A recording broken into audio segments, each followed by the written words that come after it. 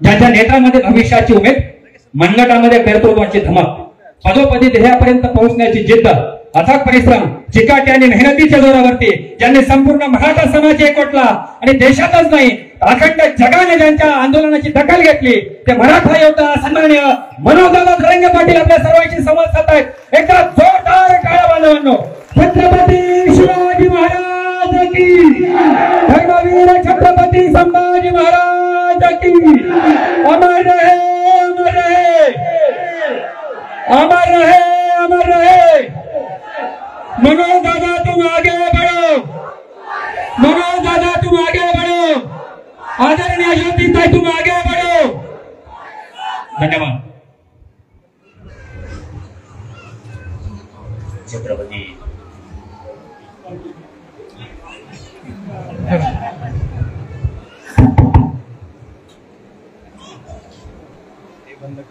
छत्रपती शिवराय सुंदर करू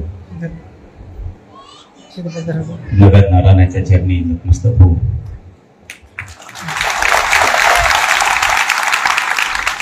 स्वर्गीय मराठा समाजाची चळवळ अण्णासाहेब पाटलांचा विचार घेऊन ज्यांनी महाराष्ट्रभर चालवले आणि या गोरगरीब मराठ्यांना न्याय देण्याचं काम स्वर्गीय आमदार विनायकरावजी मेटे साहेब यांनी केलं. त्यांच्या जयंतीच्या निमित्तानं त्यांना विनम्र अभिवादन करतो.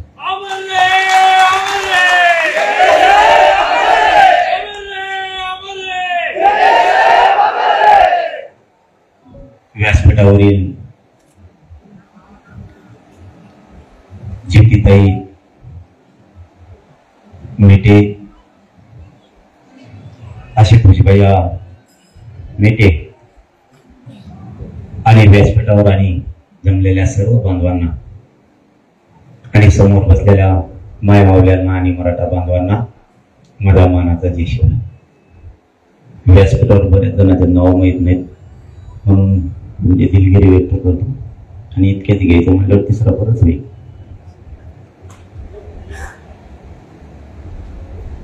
माननीय मेटे साहेबांचं स्वप्न होतं गोरगरीब लोकांना न्याय मिळाला पाहिजे, त्यांना आरक्षण मिळालं पाहिजे. स्वर्गीय अण्णासाहेब पाटलांचंही स्वप्न होतं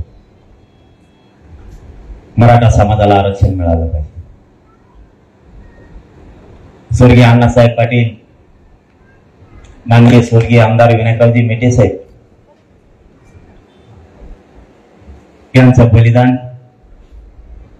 या आरक्षणासाठी गेलं. हा मराठा समाज कधीच नाही विसरणार. अण्णासाहेब जावळे पाटलांचं, कोरजे सरांचं आणि याच बरोबर 450 ते 500 मराठ्यांच्या पोरांचं बलिदान या मराठा आरक्षणासाठी गेलं. हा मराठा समाज कधी विसरणार तर नाहीच, पण आरक्षण घेतल्याशिवाय सोडणार नाही. ही जबाबदारी आपल्या खांद्यावरती. एकही गेलेलं बलिदान वाया जाऊ द्यायचं नाही, ही जबाबदारी आपल्या सर्वांच्या खांद्यावरती. त्यांचे स्वप्न पूर्ण करण्याची जबाबदारी आता समाजाच्या खांद्यावर. आपण नाही हटायचं.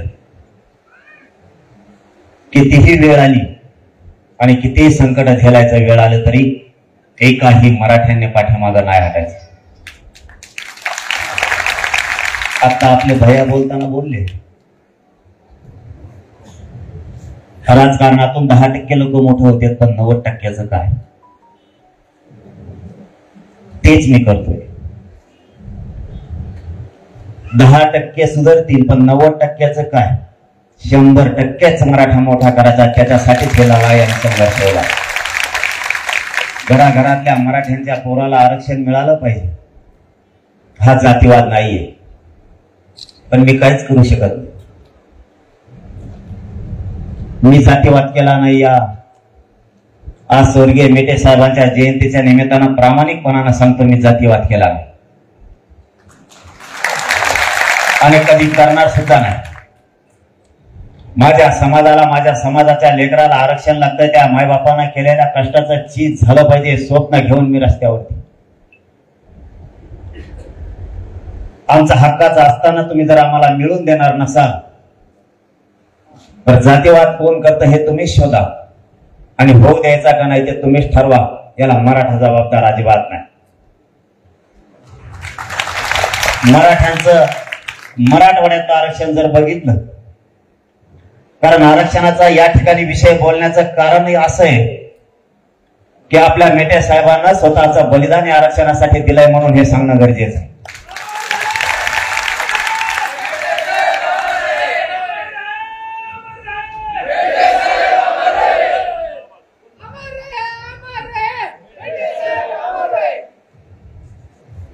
मराठवाड्यात 1884 पासून आरक्षण होतं.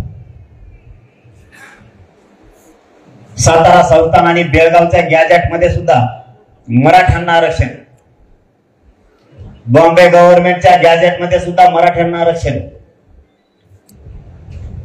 ज्या विभागानुसार प्रांत येत होता त्यानुसार रचना केली गेली आणि ज्याच्या त्याच्या व्यवसायाप्रमाणे ज्याला त्याला आरक्षण दिलं गेलं होतं. तुम्हाला आरक्षण दिलं ते 1967 ला दिलं 180 जातीला. 89 ला दिलं ते मंडल कमिशनला दिलं. तुमच्या अगोदर आम्ही आरक्षणात येत हे तुम्ही का समजून घेणार हा आमचा मूळ प्रश्न. आमच्या नंतर स्वातंत्र्याच्या नंतर तुम्हाला आरक्षण दिलं गेलं. हे नेते ओबीसीचे समजून घ्यायला तयारच नाही. गाव खेड्यातल्या ओबीसी बांधवांनाच माझी आज या मेटे साहेबांच्या जयंतीच्या निमित्तानं सांगणं आहे, तुमच्या अगोदर आम्ही 100-150 वर्षापूर्वी आरक्षणात येत. तुमच्या नेत्याला जरा समजून सांगा. आपण गावखेड्यात गुन्हा गोविंदाने नांदतोय, आपल्याला हा आनंद कायम गावखेड्यात ठेवायचा. आमची जमीन असताना त्या सातबाऱ्यावरचं तुमचं नाव खुडा आम्हाला तिथं टाकायचं असं तुमचं म्हणणं आहे. असं नसतं. आमच्या 57 लाख नोंदी सापडल्यात त्या तुम्ही देऊ नका म्हणताय. मला जे कोण म्हणतात जातीवाद पसरलाय त्याला माझं एवढंच सांगणं आहे, 57 लाख नोंदी जर मराठ्यांच्या सापडल्यात, उदाहरणार्थ मराठ्यांच्या जमिनीचा सातबारा सापडलाय, तर तुम्ही त्या रद्द करा म्हणताय. म्हणजे जातीवादी कोण? मराठा जातीवादी कसा होऊ शकतो? छत्रपतींचे ते संस्कार या महाराष्ट्रावरती आणि देशावरती नाहीये आणि मराठ्यांवरती तर अजिबातच नाहीत की जातीवाद केला पाहिजे. जातीवाद कसा? आम्ही आंदोलन उभा केलं, तुम्ही आमच्या पुढे आणून उभा करायचा. याला काय म्हणते? आम्ही मराठा क्रांती मोर्चे काढले, तुम्ही प्रति मोर्चे काढले, त्याला काय म्हणते? मी कधीच नाही केला जातीवाद. मी माझ्या समाजाला न्याय मिळावा म्हणून लढतो. आणि अण्णासाहेब पाटील, आमचे स्वर्गीय मेटे साहेब, जावळे पाटलांपासून 350-400 बलिदान गेले समाजाला न्याय मिळावा म्हणून. आणि ती जबाबदारी खांद्यावर पेलून आम्ही आमचा संघर्ष सुरू केला. तुम्हाला मिळालंय, आम्ही तुमचं नाही घेत. फक्त सांगताना ओबीसीच्या नेत्यांना नीट सांगितलं पाहिजे, आम्ही तुमचं नाही घेत, आमचं आहे, 150 वर्षापूर्वीच आहे ते आम्ही मागतो.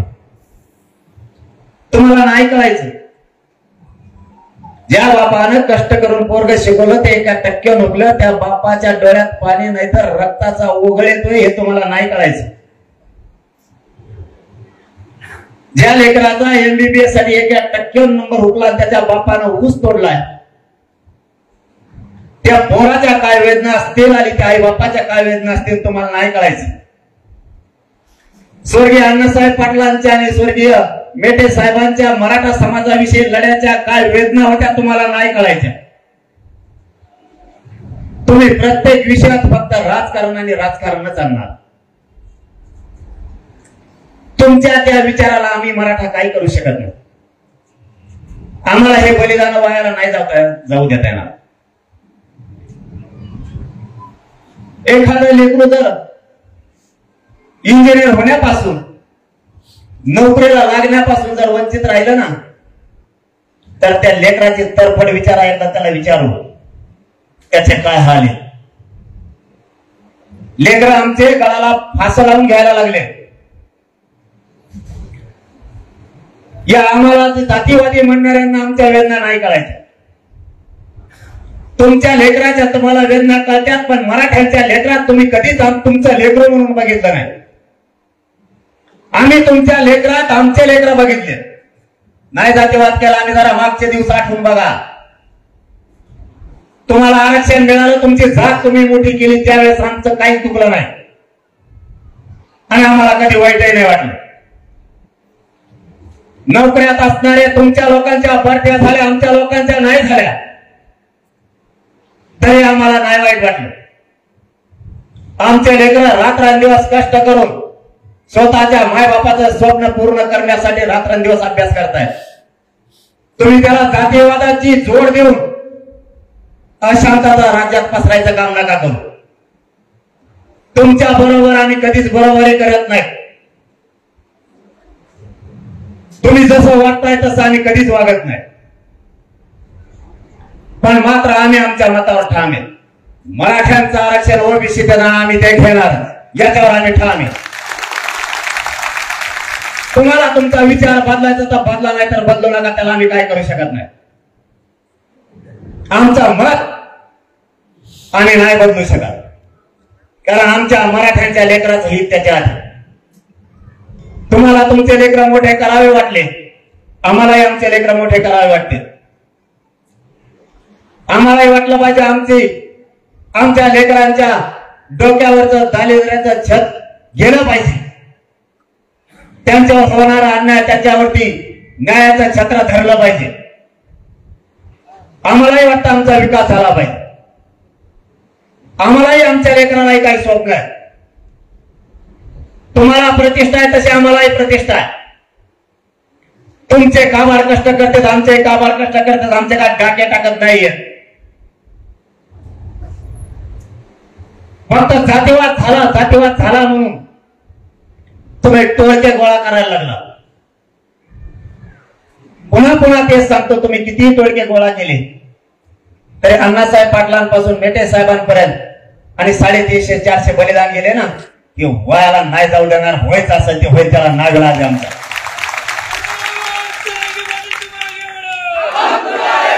ही ना कोणची चिथावणी ना धमकी काही नाहीये. हा आमचा हक्क आहे. तुम्ही फक्त तुमच्यात परिवर्तन करा. तुम्ही एकत्र आल्यावर काय नाही, आणि आम्ही एकत्र आलो की जातीवाद. हे कोणतं संविधान आणि कोणचा कायदा चालवताय तुम्ही? घटनेच्या पदावर तुम्ही बसणार. तुम्ही एकत्र आले की शांतता, आणि आम्ही एकत्र आलो आमच्या मागे उभा राहण्यात धोपटी. कुठली भाषा आहे? ही कोणती भाषा आहे? तुम्ही एकत्र आलात, आम्ही आनंदानं बघितलं. तुम्हाला आरक्षण मिळालं, आम्ही आनंदानं बघितलं. हे काही मराठ्याचं निवेदन नाहीये की त्यांना आरक्षण देऊ नका म्हणून. तुमच्या निवेदनाचे ढिगलं पडले. तुम्ही झोपाना आदमी मराठ्याला आरक्षण मिळू नये म्हणून तुम्ही पडेल सगळा माल गोळा केला ते येवल्यावाले. आणि मिरत आहे तिकडे आंतरवाली जवळच येते. तेव्हा जातीवाद नाही का? मेटे साहेबांनी जातीवाद केला नाही, स्वर्गीय अण्णासाहेब पाटलांनी केला नाही, अण्णासाहेब जावळे पाटलांनी केला नाही, आणि छत्रपतींच्या काळापासून कोणीच केला नाही. मी तरी का करन? जरा स्वतःच्या छातीवर हात ठेवून प्रामाणिकपणानं सांगा कुठं जातीवाद केलाय. आमच्या आई बहिणीवरती हल्ला झाला तरी आमच्या माता मावल्या हल्ल्या नाहीत की तिला लेकराला न्याय पाहिजे होता. त्याच्यानंतर महाराष्ट्रात मराठ्यांचे कार्यक्रम सुरू झाले. तुम्ही का सुरू केले? आणि ते पण आंबडमधूनच. तुम्ही स्वतःला कधी विचारलं का आपण पण जातीवाद करतोय म्हणून? आम्ही फक्त एकत्र आलो, तुमची एवढी फजिती झाली, तुम्हाला कोणाला झोपाय ना, त्याला मी तरी काय करू? तुम्ही एकत्र आलो, आम्ही आनंदानं बघितलं. पुढच्या काळातही बघू. तुम्ही उलट खुश व्हायला पाहिजे होते. आपली जात एक आली, आता मराठ्याची आली, खूप चांगलं झालं. तुम्ही लोक अडवायला लागले हो. तुम्ही आमच्या गोरगरिबांना त्रास द्यायला लागला. मराठा काय चीज असतो ना, मी मगच सांगितलं होतं, मराठ्याच्या नादी लागू नका, तांगी उलटे पलटे होतील. हे लय अवघड खेळ. ताई नोबा बोलताना बोलल्या, एक साधा माणूस मुंबईला आला, कधी वाटत नव्हतं या पदावरती विधान परिषद विधानसभा गाजवतील, कधी आमदार होतील.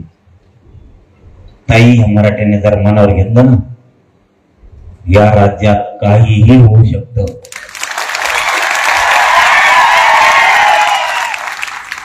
काहीही होऊ शकतं. कारण आपण एकटेच 50-55% कुणी किती वळवळ केली तर काहीच उपयोग नाही. उलट आपलंच या व्यासपीठावर आव्हान आहे त्यांना. तुम्ही एकत्र आलात, आम्हाला काय वाटलं नाही. आम्ही एकत्र आलो, आनंदाने एकी स्वीकारा. हे मराठे तुम्हाला डोक्यावर घेऊन नसतील, पण आडवं चाललं की कव्हाच बोलायला लागत नसतो. समाधान मान्य करा. तुमची जात एक आली, मराठ्यांच्या सोबत सुद्धा एक आली, आपण गुन्ह्या गोविंदाने नांदू. तुम्ही मनगट दाखवायच्या कामाच्या भानगडीत पडू नका. कारण ती मनगट दाखवण्याची भाषा मराठ्यांना शिकवायची गरज नाही. ते जन्मलं की सारडत आहे. आणखीनच सांगतो की राज्यात शांतता राहिली पाहिजे. आम्हाला शांतताच ठेवायची, पण नेत्याचं ऐकून सत्य मान्य करा. शेवटी सांगतो, सत्य मान्य करा. माझा गाव खेड्यातल्या गोरगरीब मराठ्यांना आणि गाव खेड्यातल्या ओबीसी बांधवांना विनंती आहे, सत्य मान्य करा. मराठ्यांचं आरक्षण हे सरकारी नोंदीनुसार आहे. तुमचे नेते विनाकारण सांगतात जातीवाद आणि मराठी आपल्यात घुसतायत, ही खोटी माहिती देत आहेत. मराठा हा ओबीसी आरक्षणात 1884 पासून. जर मराठ्यांच्या सरकारी नोंदी असतील तर मराठ्यांना आरक्षणात येऊच दिलं पाहिजे. ही सर्वसामान्य ओबीसी बांधवांनी त्यांच्या नेत्याला शिकवलं पाहिजे. तुम्ही जर म्हणताल सापडल्यात नोंदी त्या रद्द करा, तर हे अशक्य आहे. मग याला जातीय तेढ तुम्ही निर्माण करायला तुम्हीच लागला, त्याचा अर्थ असा आहे. आमच्या नोंदी कसं काय रद्द होतील? आम्ही या उदाहरणार्थ या बीड मध्ये नाहीये. 2-3 पिढ्या आमच्या एखाद्या या बीड शहरातल्या माणसाच्या मुंबईला गेल्या किंवा पुण्याला होता आणि त्या आजोबा त्याचा तिथे गेलाय, पण नातवाला माहितच नाही बीड शहरात आपली 1 एकर जमीन. ते रिटायर झाल्याच्या नंतर त्याच्या लक्षात आलं आपण आता गावाकडे जाऊ, आणि त्याचा 1 एकरचा 7-12 त्याला मिळाला. त्याच्या शेजारी एखादा ओबीसी बांधव आहे, छगन भुजबळ सारखा, आणि तो म्हणतोय तुझं 1 एकर सापडलंय, पण तो ह्या वावरात येऊ नको. कोणाला मान्य इथं बसलेल्याला देतात का सोडून 1 एकर वावर? त्यांचं असं म्हणणं आहे, तुमचा 1 एकर सापडला तरी पण महा तुमच्या बांधाच्या शेजारी वावर आहे, बैल चरायला ते लागत आहे. म्हणजे तो या बैल चरासाठी आमचे लेकरं पैसे मारितो का? आमचं ते हक्काच आहे, ते आम्ही मिळवणार आहे. तसं मराठ्यांचं आरक्षण हक्काच आहे. याच्याही पुढचं सांगतो आणि थांबतो. 1967 ला ज्यावेळेस ओबीसीनं आरक्षण दिलं त्यावेळेस कुणबी आणि मराठा एक आहे, त्याच्यामध्ये 83 क्रमांकाला नोंदी 180 जाती घातल्या, मग तेवढ्याच राहायला पाहिजे होत्या. 450 झाल्या कोण? मी ज्यावेळेस ही प्रश्न विचारला गिरीश महाजन साहेबाला, त्यावेळेस त्यांनी सांगितलं की ही त्यांची पोट जात म्हणून घातली. आरक्षण तर व्यवसायानुसार दिलंय. 180 जातीच्या नंतर बाकीच्या जाती घातल्या त्या पोट जाती म्हणून घातल्या. मग आरक्षण जर व्यवसायाच्या आधारावर दिलं तर त्यांना दुसरा प्रश्न विचारला, कुणबी मराठे विदर्भातले हे शेती करतात म्हणून जर त्यांना आरक्षण दिलंय, माळी समाजाला शेती करतायत म्हणून त्यांना आरक्षण दिलंय, बागवानांना शेती करतायत म्हणून दिलंय. मग ज्या जाती बाकीच्या घातल्या माळी समाजाच्या त्या शेती करतायत म्हणून घातल्या, म्हणजे तत्सम जात हे म्हणून, म्हणजे तसाच व्यवसाय करते म्हणून. मग मी त्यांना विचारलं ती तसाच काम करतोय, तोच व्यवसाय करतोय म्हणून जर त्यांना आरक्षण दिलंय, तर विदर्भातले मराठे शेती करतात, मग मराठवाड्यातले मराठे शेती नाही करत तर काय करतात? इकडे काय समुद्र आहे का? इकडे काय वाटग्या आणतो का आम्ही? नाही ते मला ते तसं नसतं, दुसऱ्या बारे बघून मला दुसऱ्या बारे नसतं, आत्ताच असताना तिथून उठायचं. खरं बोलणं यांना पटत नाही, जातीवाद. आणि मग सगळ्यात मोठा मायनस पॉईंट एक आहे, मी खरं बोलतो, माझ्या पोटात कपट नाही म्हणून यांचं पोट दुखत. मी आहे ते सरळ बोलतो. मग मराठा आणि कुणबी एकच आहे. सुशील कुमार शिंदे साहेबांच्या सरकारनं तोच आधार घेतला आणि 2004 ला मराठा आणि कुणबी एक आहे कायदा पारित केला.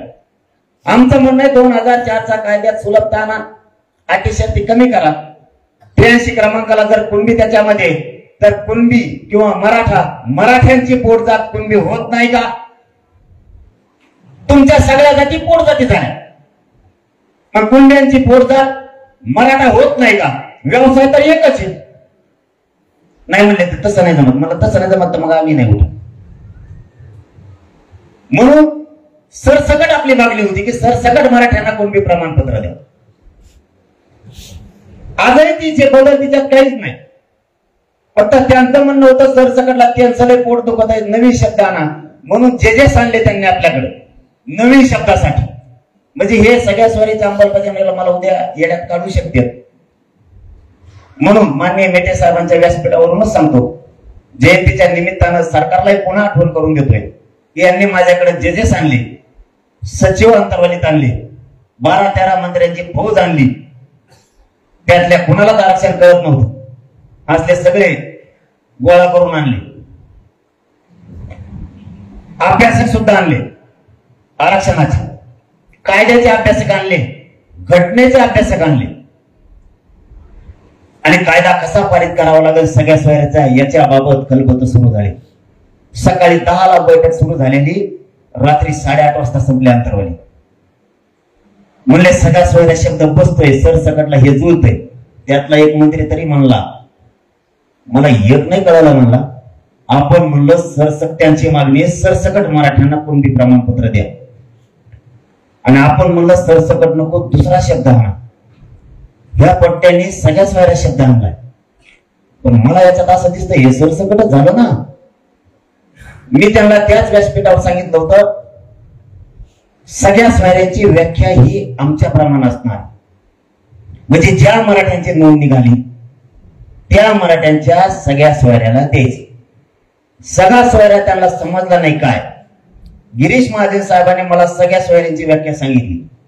सगळे सोयरे म्हणजे काय? 2 मिनिटं आहे ना, घेऊ का?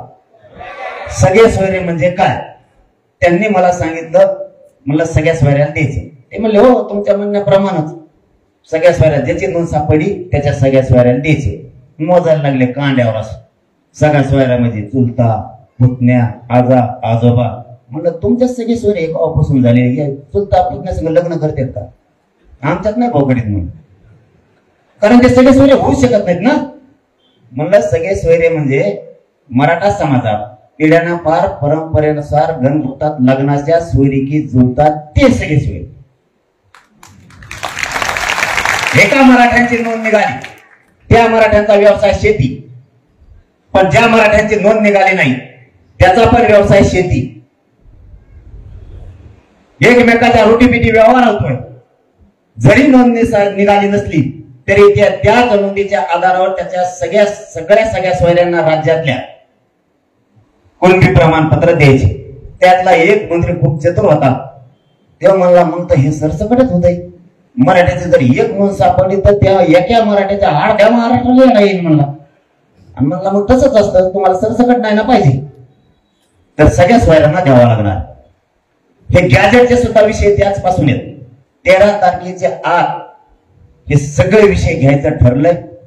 सगळ्या सोयऱ्यांची अंमलबजावणी आपल्या व्याख्याप्रमाणे त्यांनी जर नाही दिली तर आपल्याला ती अंमलबजावणी मान्य नाही. गॅजेट हैदराबादचं, सातारा संस्थांचं आणि बॉम्बे गव्हर्नमेंटचं हे घ्यायचं. 83 क्रमांकाला मराठा आणि कुणबी एक ते पण द्यायचं, असं सगळं ठरलंय. त्यामुळे एकूण 9 मागण्या त्या घेतल्या, त्या ठीक नसता मला काय राजकारणात यायचं नाही. तुम्ही परत म्हणता ती शिकून घ्या ना बाबा, म्हणलं मला राजकारणात यायचं नाही. माझ्या समाजाला राजकारण करायचं नाही. आमचा उद्देश फक्त एकच आहे, गोरगरीब मराठ्यांना त्याचा हक्काचं आरक्षण मिळवून देऊन गोरगरिबांच्या लेकराच्या अंगावर वरती चढलेला आम्हाला बघायचंय त्या आरक्षणातून. एवढं स्वप्न आमचं, राजकारण आमचं स्वप्न नाही. आणि जर करा बाबा तुम्ही 13 पर्यंत नाही दिलं आणि मग मी जर उतरलो तर आपला कचका तसा असतो पाडा म्हणाला मग मी ढिलं पडत नाही. आणि मग इतके पाडी 288 एक बी येऊन देणार, कारण मला त्याच्यात जायचं नाही. माझ्या जातीला मला न्याय द्यायचा आहे.